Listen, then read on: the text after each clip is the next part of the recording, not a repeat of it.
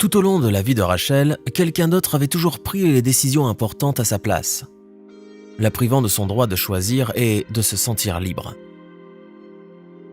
Évidemment, c'était également le cas lorsqu'elle était petite, et ses parents avaient décidé d'inculquer à la fillette l'amour des arts en l'inscrivant dans une école de musique. Mais comme Rachel aimait beaucoup ses parents, elle s'employait à ne pas les contrarier et consacra beaucoup d'efforts à apprendre. Les parents de Rachel n'étaient pas riches et avaient une approche très rationnelle de tous les domaines de la vie, de sorte que lorsque Rachel eut grandi, ils s'employèrent à marier leur fille à un riche homme d'affaires prénommé Dexter, qui était de 5 ans son aîné. Ce ne fut pas un mariage d'amour, mais Rachel, en fille obéissante, accepta une fois de plus de se soumettre à la volonté de sa mère et de son père, sans récriminer. D'ailleurs, dans les premiers temps après le mariage, le couple qui avait emménagé dans la maison de Dexter s'entendait plutôt bien.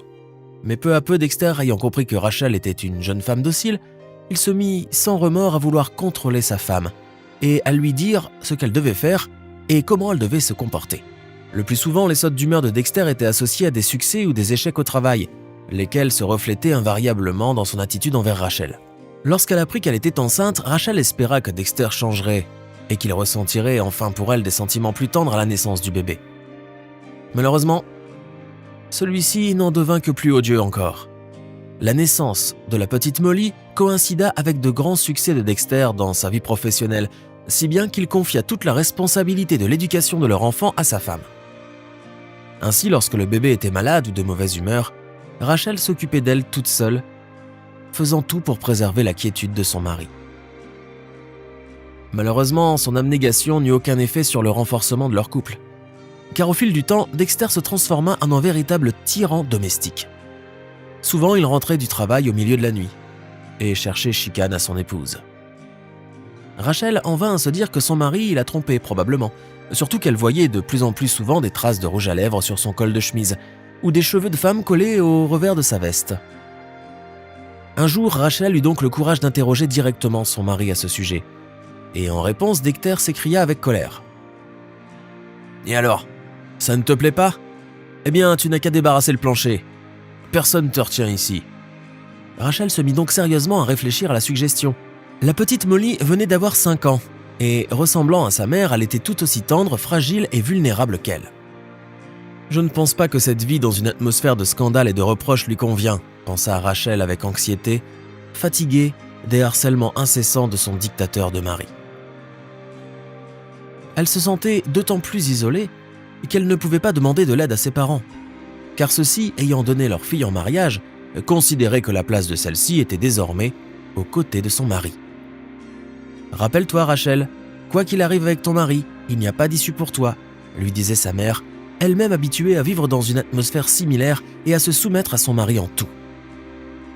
Allez savoir combien de temps Rachel et sa fille auraient pu continuer à vivre sous le même toit que Dexter, si celui-ci n'avait pas un jour, comme d'habitude, pris la décision à sa place. « Bon, j'en ai assez de vivre avec toi et j'ai trouvé quelqu'un d'autre.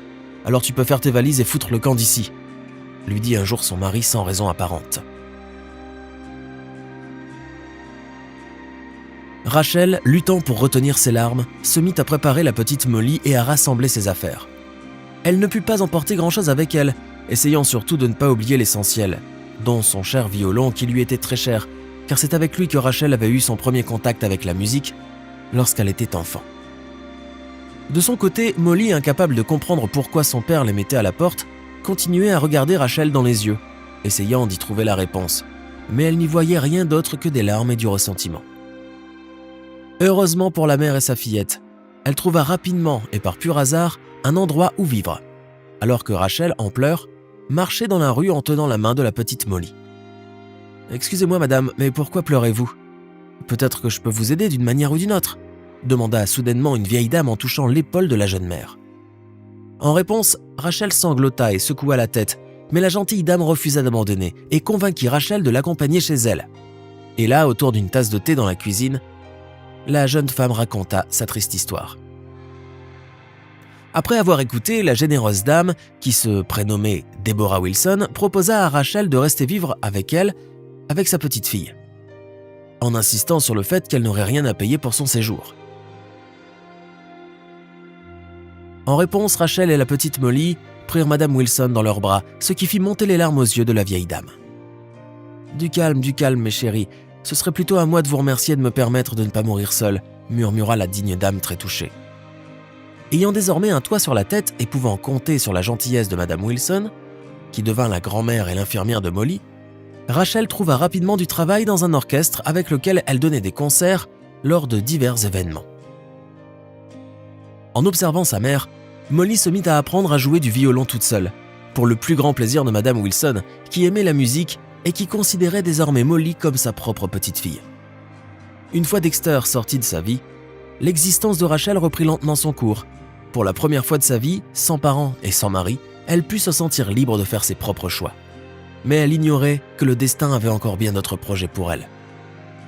Un jour d'automne, alors qu'elle se promenait avec Molly dans un parc, Rachel s'arrêta quelques instants pour admirer la beauté de la nature colorée. Sa fillette tenait fermement dans ses mains une poupée de chiffon, Marie, qui était le seul jouet qu'elle avait pu prendre en quittant la maison de son père. Voulant cueillir un bouquet d'automne pour sa mère bien-aimée, la fillette mit la poupée de côté et se mit au travail. Et alors que Rachel tenait déjà une brassée entière de feuilles dorées dans les bras, Molly constata qu'elle avait égaré sa poupée. Des larmes coulèrent instantanément sur le visage de la fillette, car Marie n'était pas, pour elle, un jouet, mais plutôt une amie et une sœur fidèle avec qui elle partageait ses sentiments les plus intimes. Rachel et Molly cherchaient Marie depuis 2 heures lorsqu'elles furent abordées par un bel homme d'environ 45 ans, aux tempes gris argentés et aux yeux bleu ciel. « Excusez-moi, madame, je peux vous aider ?» demanda l'étranger. Puis il regarda avec sollicitude et pitié le visage en larmes de la fillette. En réponse, Rachel haussa les épaules et esquissa un sourire hésitant. L'homme comprit et après s'être enquis de l'objet de la recherche, il se mit aussi au travail. Le temps passa et les recherches ne donnaient rien. À la tombée de la nuit, l'inconnu se proposa pour raccompagner Rachel et sa fille chez elle et chemin faisant, il parla un peu de lui. Il se nommait Joseph Anderson et comme Rachel, il était violoniste et avait même étudié au conservatoire. Sa conversation était très agréable et lorsqu'ils se séparèrent, l'homme exprima son désir de les revoir. Comme la poupée n'avait pu être retrouvée, M. Anderson sourit alors affectueusement à Molly et lui promit de poursuivre les recherches dès le lendemain. « Merci Joseph. Ma fille et moi vous en sommes très reconnaissantes, » répondit Rachel en prenant congé de lui, ressentant dans son âme un sentiment agréable et peu familier.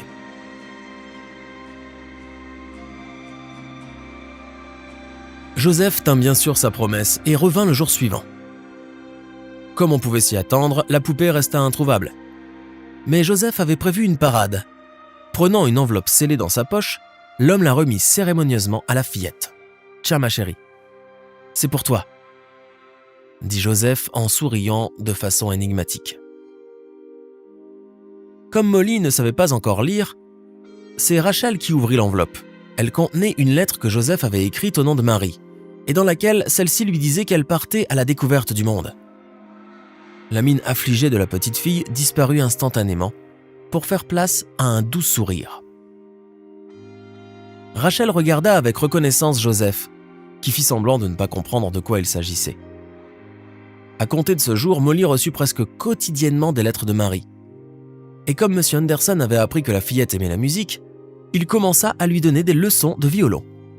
Et entre les leçons, l'homme parlait à Rachel et Molly des pays qu'il avait visités et de toutes les choses qu'il avait vues.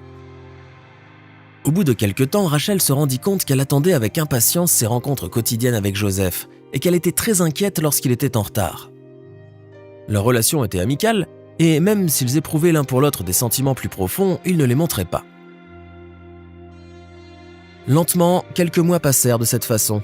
Et finalement, Rachel constata qu'elle était amoureuse de Joseph. Mais ce dernier, malgré sa gentillesse, restait distant et inaccessible, et ne parlait jamais vraiment de lui. Un jour, alors qu'elle était en visite chez Joseph en compagnie de sa fille, la jeune femme trouva le courage de dire quelque chose qu'elle n'avait jamais dit à personne auparavant. Elle prit la main de Joseph et, le regardant dans les yeux, elle lui avoua son amour pour lui. En entendant les mots de Rachel, le visage de Joseph changea et luttant pour retenir ses larmes, il lui dit « Je suis désolé, mais tu ne dois pas m'aimer. Et il y a une très bonne raison à cela. » Rachel en fut interloquée, mais après quelques secondes, elle se reprit et lui demanda « Mais pourquoi? Tu es marié? Est-ce que tu as une famille? Tu as des enfants ?» Joseph devint encore plus pâle et d'un air triste prit la main de Rachel et commença à lui raconter son histoire. Non, il n'avait pas de famille, car il avait consacré toute sa vie à la musique. Malheureusement, depuis 1 an, Joseph souffrait de maux de tête incessants. Il décida un jour à consulter et un examen médical révéla qu'il souffrait d'une tumeur au cerveau inopérable et apprit que, conséquemment, ses jours étaient désormais comptés. Et voilà que juste au moment où je me préparais à mourir, vous et Molly êtes arrivés. Vous avez complètement changé ma vie et lui avez donné un sens, murmura Joseph, les larmes aux yeux. Nous allons te soigner, tu vas guérir. Ne désespère pas, s'exclama Rachel en se jetant à son cou. Mais Joseph, sachant pertinemment qu'il n'y avait plus rien à faire, secoua la tête et dit alors « Avant de partir, j'aimerais vous offrir un cadeau à toi et à Molly. » Il se leva et se dirigea vers son bureau d'où il sortit un dossier qu'il remit à Rachel. En l'ouvrant, la jeune femme y trouva le testament de Joseph, par lequel celui-ci léguait tous ses biens, y compris la maison, à Rachel et à sa fille. Puis, sans prêter attention à la stupéfaction de Rachel, Joseph alla chercher une grande boîte en carton dans le placard et appela Molly, qui à ce moment s'amusait sur la pelouse. « Tiens, c'est pour toi, lui dit Joseph en tendant la boîte à la fillette. Quand elle l'ouvrit, elle y vit une magnifique poupée portant un chapeau sur lequel le nom de Marie était écrit. « Je vous offre ces cadeaux parce que je sais que je n'ai plus beaucoup de temps à vivre. En retour, je ne vous demande qu'une chose. Soyez heureuse. De cette façon, lorsque je vous regarderai d'en haut, je pourrai avoir l'esprit tranquille, dit Joseph en passant son bras autour des épaules de Rachel et Molly. Il ne savait pas, alors, que ce serait leur dernière conversation. Dès le lendemain, Joseph n'était plus. En apprenant la triste nouvelle, Rachel pleura toutes les larmes de son corps, mais heureusement le temps qui passe guérit toutes les blessures. Les 12 années qui se sont depuis écoulées ont transformé en profondeur la vie de Rachel et de Molly. Après avoir pansé ses blessures, Rachel put rencontrer un nouvel amour qui lui a offert un fils et un mariage heureux. Et Molly, se souvenant des instructions de M. Anderson, a continué à travailler son violon et étudie maintenant au conservatoire. Mais encore aujourd'hui, elle chérit la poupée qu'il lui a offerte. Et lorsqu'elle se rend sur la tombe de Joseph, elle lui joue au violon sa composition préférée.